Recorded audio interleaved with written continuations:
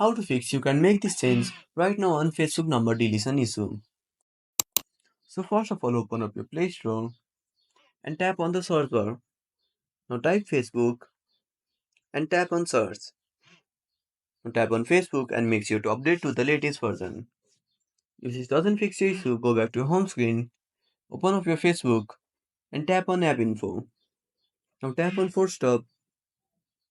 Now go to storage usage and tap on clear data. Now tap on delete and open up your Facebook.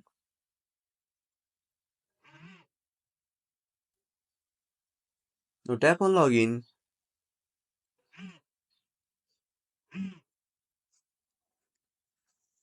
If your issue is not fixed still, the last option is to wait for a few days and Facebook will allow you to change your number.